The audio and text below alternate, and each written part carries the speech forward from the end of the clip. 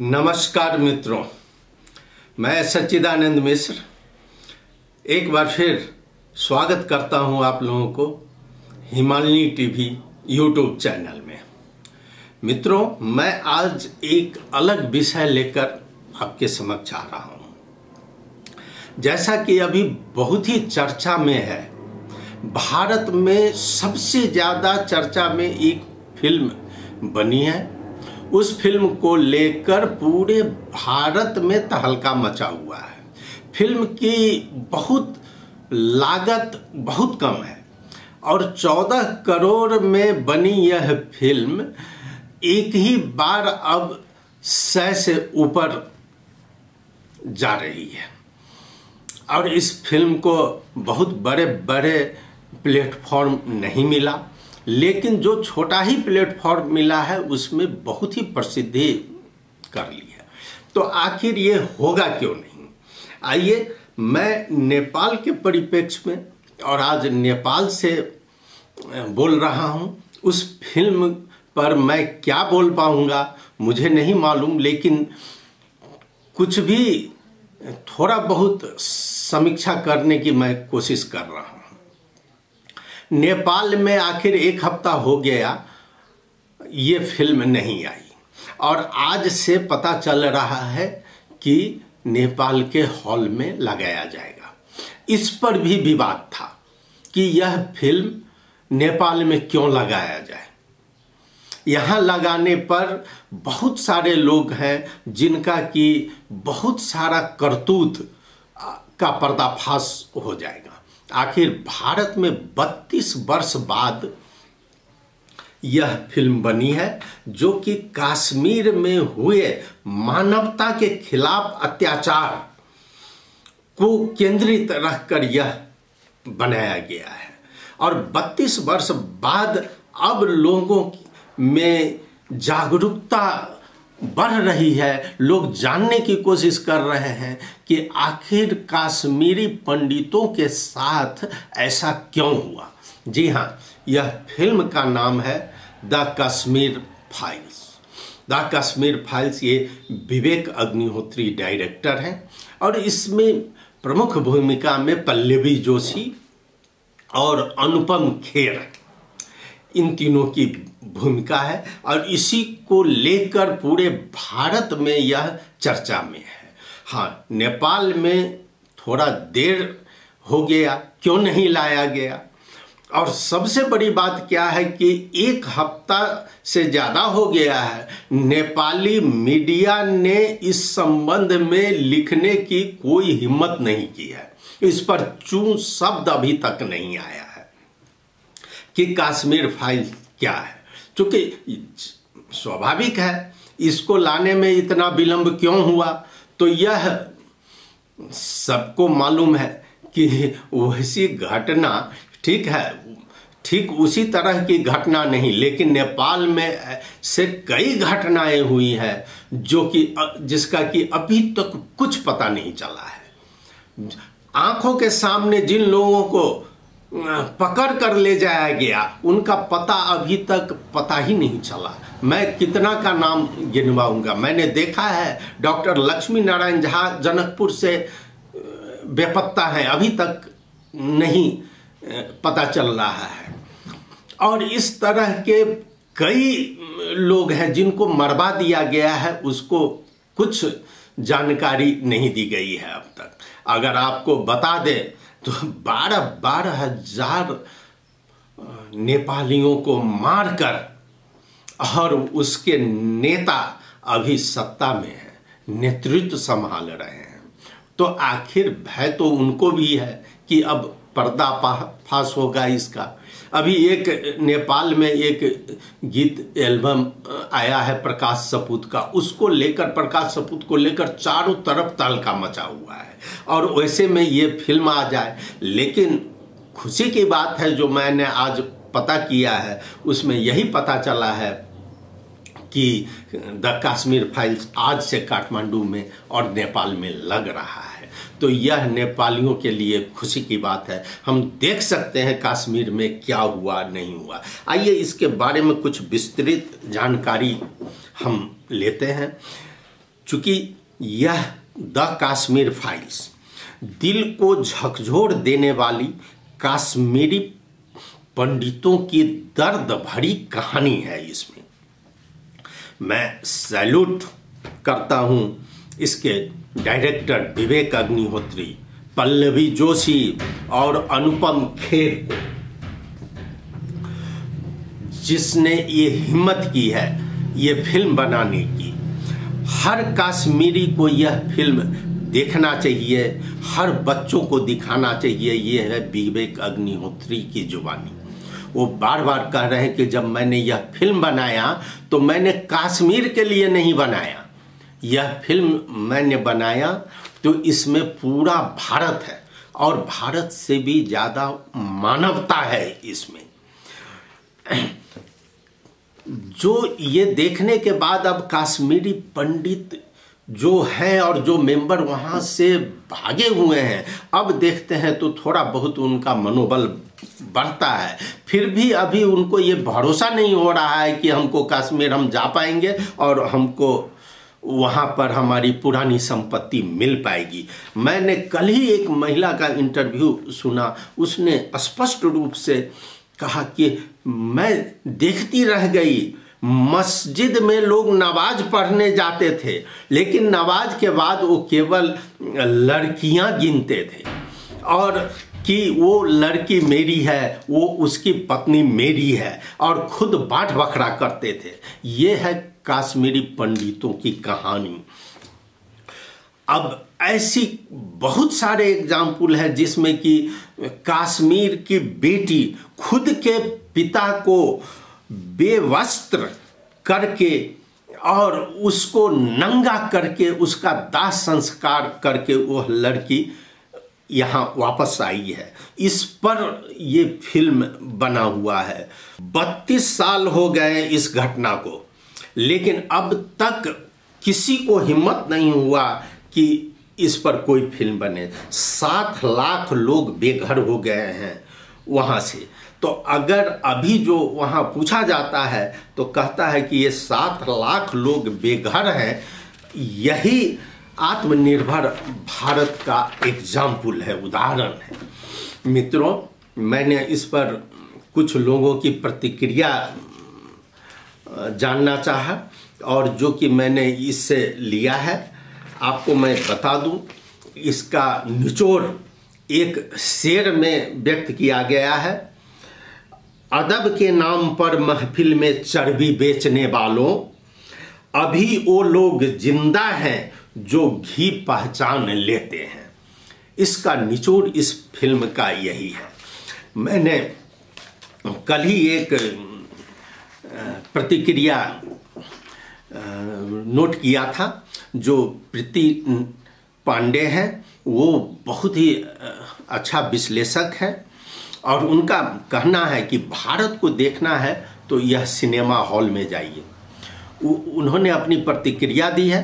तालिबानी जब काटते हैं वहाँ पर तो कश्मीर में अब्दुल्ला क्यों नहीं देखें। बड़े एक्टर ने इस फिल्म की तारीफ अभी तक नहीं की है। बॉलीवुड वाले सभी चुप हैं। कोई भी बड़ा एक्टर इस फिल्म के समर्थन में नहीं आया है। मुफ्ती और अब्दुल्ला दोनों को दोषी करारते हैं इसमें। कश्मीरी हिंदू भाग जाए लेकिन अपनी पत्नी और बच्ची को छोड़ कर जाए, यही वहाँ के लोग चाहते थे और वह करवाए। क्यों? उसने प्रश्न किया है प्रीति पांडे ने, क्यों तुम्हें बलात्कार करने में कोई शर्म नहीं आई? और जब हम उसका विरोध करते हैं तो उस शर्म की बात हुई। हम चर्चा क्यों नहीं करेंगे? इसकी चर्चा होनी चाहिए। उसने उदाहरण दिया है 32 वर्ष पहले गिरजा टिकू के साथ क्या हुआ, जो गई थी अपनी सैलरी लेने लेकिन उसको अपने घर में बसाया गया और घर में चाय पीने के बहाने रखा गया और उसको बलात्कार करके उसको काट के बाहर फेंक दिया गया। आइए, मैं इस सिनेमा पर आज हमारे हिमालय में भी यह एक आर्टिकल प्रकाशित हुई है, सिनेमा की शक्ति, यानी कि राजेश झा जी लिखे हैं और उन्होंने सिनेमा की शक्ति का वर्णन किया है। और राजेश झा लिखते हैं कि बड़ी कठिनाई से जिस फिल्म को प्रदर्शित करने के लिए 500 स्क्रीन मिले थे, वह मात्र 5 दिन में 5000 स्क्रीन में दिखाई दे रही है। गुजराती फिल्म प्रेम प्रकरण के निर्माता ने अपनी फिल्म हटाकर दी कश्मीर फाइल्स लगवा दी है और वह भी अपने चुकाए पैसे बिना वापस लिए। मित्रों, राजेश झा आगे लिखते हैं, एडोल्फ हिटलर ने विश्व में सिनेमा को नैरेटिव स्थापित करने के माध्यम के रूप में सबसे पहले पहचाना था और सबसे पहले उपयोग में भी लाया था। बाद के दिनों में हिटलर की निंदा करते वामपंथियों ने सिनेमा की शक्ति का दुरुपयोग अपने नैरेटिव्स स्थापित करते हुए आम जनता में हीनता का भाव भरने में किया। दी कश्मीर फाइल्स उसके प्रतिद्वंदी राह को प्रशस्त करती फिल्म है। 170 मिनट की यह फिल्म है। मैं बता दूं, कश्मीर फाइल्स के विरुद्ध वामपंथियों और पलायनवादी फिल्मकारों का एक समूह खुलकर सामने आ गया है और संतोष की बात यह है कि उनके कुतर्कों को युवा जन ही आईना दिखा रहे हैं। इसके लिए वो गूगल का भी सहारा ले रहे हैं। जब एक वामपंथी ने भाजपा को कश्मीर में हुए नरसंहार का दोषी ठहराने की कोशिश की तो सोशल मीडिया पर सूचनाओं की बरसात हो गई। उन्होंने तिथिवार और तथ्यवार हमले शुरू कर दिए और इस हमले में कांग्रेस के विरुद्ध आक्रोश इतना तीव्र था कि संसद में सोनिया गांधी ने फेसबुक पर प्रतिबंध लगाने की मांग कर डाली। फेसबुक को देश के लिए खतरा बता डाली। आइए सोशल मीडिया में कश्मीर से संबंधित खबरों से देखते हैं। सितंबर 1989 को श्रीनगर में सुबह 9:30 बजे श्री टीकालाल टपलू की उनके घर पर हत्या की गई। नवंबर 1989 की श्रीनगर के महाराज बाजार में आतंकवादियों मकबूल भट्ट को फांसी की सजा देने वाले न्यायमूर्ति नीलकंठ को 6 आतंकवादियों ने घेर कर मार डाला और वहां उनकी लाश को घेर कर अट्टहास करते हुए पाशविक नृत्य किया।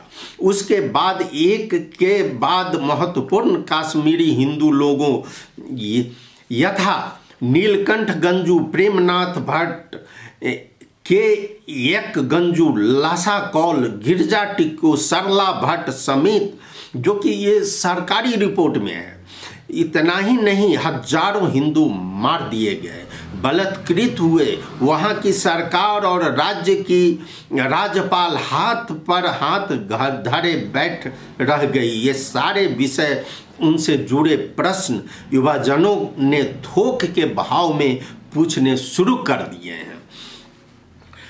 अब इस पर कुछ प्रतिक्रिया लिया गया है।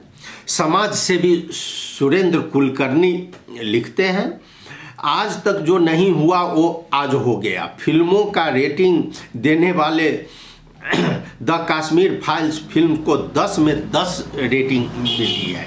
11 मार्च को द कश्मीर फाइल्स फिल्म को पूरे भारत में सिर्फ 5 से थिएटर उपलब्ध थे, वो देखिए हजारों से ऊपर हो गए हैं। हैदराबाद से रविशंकर सिंह लिखते हैं, आज मैंने हैदराबाद के हॉल में द कश्मीर फाइल्स फिल्म देखी। मैंने गौर किया कि दर्शकों में अधिकांश लोग बुजुर्ग थे जो अपने हाथ में वॉकिंग स्टिक लेकर आए थे। युवा पीढ़ी की संख्या कम थी। उधर बाबा इजरायली ने सूचित किया है कि गोंडा उत्तर प्रदेश के व्यापारी पीड़ित केदारनाथ पांडे ने शहर के सभी सिनेमा घरों के सभी शो के टिकट खरीदकर जनता के लिए एंट्री फ्री कर दी है। आपका जब भी मन हो अपना पहचान पत्र लेकर सीधे सिनेमा घर में जाइए, अगर सीट खाली हो तो आपको तुरंत मिल जाएगा। बस उन्होंने यही चर्चा की है, अदब के नाम पर महफिल में चर्बी बेचने वालों, अभी वो लोग जिंदा हैं जो घी पहचान लेते हैं। हिंदी में राजनीतिक पत्रकारिता के शिखर पुरुष दयानंद पांडे कहते हैं, कश्मीर फिल्म्स ने बड़े बड़ों की पैंट ढीली कर और गीली कर दी है।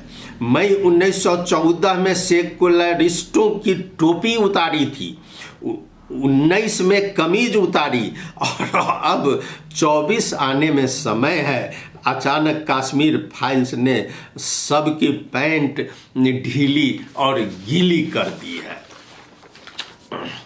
मित्रों, फिल्म की जब मैं बात करता हूं तो आगे लिखते हैं हमारे ये राजेश झा जी कि क्या कांग्रेस और क्या ओवैसी और क्या बसपा, ये भारत की पार्टी है, सारे जिहादियों को लगता है कि कश्मीर फाइल्स माहौल खराब कर रही है।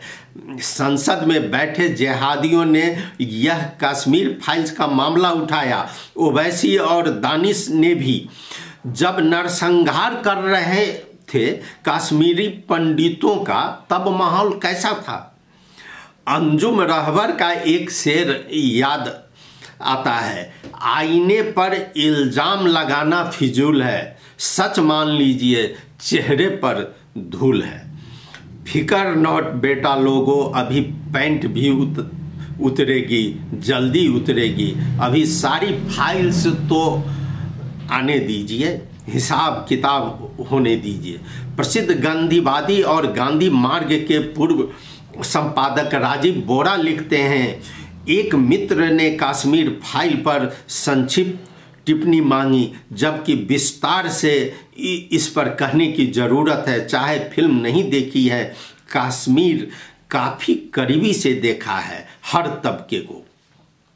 अब ये संक्षिप्त में राजेश झा जी का है कि आतंकवाद का दृष्टांत बिल्कुल सही बैठता है। उन्होंने कहा है कि पूरी हाथी कोई नहीं देख सकता, लेकिन हाथी का एक अंग तो यह फाइल है ही। फिर भी तुलसीदास जी का वह कथन को उन्होंने याद किया है, ये जग में दारुण दुख नाना, सबते कठिन जाति अपमाना। जिनके ऊपर बीती है और किस किस पर जम्मू कश्मीर में नहीं बीती, माताओं, हिंदू और मुस्लिम भी। सामने उनके बेटे को सताया गया, मार दिया गया। अफगानियों ने और उनके सहयोगियों ने जो किया है उसके लिए केवल एक शब्द है, हैवानियत। उसके शिकार कश्मीरी मुस्लिम भी हुए होंगे। नाप तौल करेंगे, बताओ कौन सा तराजू है आपके पास। ऐसा तराजू बना ही नहीं, न बन सकता जब तक ईश्वर हमारे भीतर बैठा है। जो इसे नहीं मानते वही तराजू लेकर बैठते हैं। बस दर्द का समाधान तलाशा जाए, उस व्यापार न हो। जो समाज इतना दर्द दे सकता है, सहन कर सकता है, वह उसका समाधान भी खोज सकता है। इस दर्द पर चुप रहे हैं, वे समाधान में बाधक बनते हैं। अब राजेश झा जी अपनी कश्मीर मेरी आंखों में आंसू ला देता है, दोनों आंखों में, और आंखों में आंसू आना स्वाभाविक है, क्योंकि कश्मीर वह स्थान बना दिया गया था वो जहां हिंदुओं को अखबारों में विज्ञापन देकर कहा जाता था, अपने घर की महिलाएं छोड़कर चले जाओ कि यहाँ पाकिस्तान का शासन है। वहाँ दाह संस्कार के लिए भी मौलवियों की अनुमति लेनी पड़ती थी। अनेक स्थानों के नाम बदल दिए गए थे, जैसे अनंतनाग को इस्लामाबाद कहा और लिखा जाता था। यही है द कश्मीर फाइल्स में। मित्रों, यह कश्मीर फाइल्स अब नेपाल में भी रिलीज होने जा रहा है आज से। भारत में कई जगह ऐसे ऐसे संस्थाएं सामने आए हैं जो कि फिल्म हॉल का सारा टिकट खरीद के फ्री कर दिया गया है लोगों के लिए, कि जो जाएंगे वो देखेंगे कि किस तरह मानवता के साथ खिलवाड़ किया गया है। क्या नेपाल में भी ऐसे निकाय हैं जो कि नेपाल के लोगों को देखने के लिए यह फिल्म में कुछ छूट दिलवा सकते? पूरी टिकट नहीं मिल सकती, लेकिन हाफ टिकट भी तो दिलवाया जा सकता है। लेकिन यहाँ पर सबसे बड़ा बाधक बन रहा है लोगों में डर। जो संस्था आगे आएगी कि हम टिकट दे रहे हैं, उस संस्था पर डर है कि कहीं कुछ ऐसे शासक वर्ग है वो कहीं उन पर कार्रवाई न कर दें। आज मैं इस फिल्म के बारे में यही कहूँगा और मैं यहाँ से सैल्यूट करता हूँ विवेक अग्निहोत्री को, जिसने यह फिल्म बनाने की हिम्मत की है। उन्होंने यह दिखा दिया है कि मानवता के साथ जो खिलवाड़ करेगा उसको आज नहीं कल भी रोना ही पड़ेगा। इसी के साथ मैं यहाँ पर समाप्त करता हूँ। आपको कैसा लगा कृपया अपनी प्रतिक्रिया अवश्य भेजें। धन्यवाद। नमस्कार।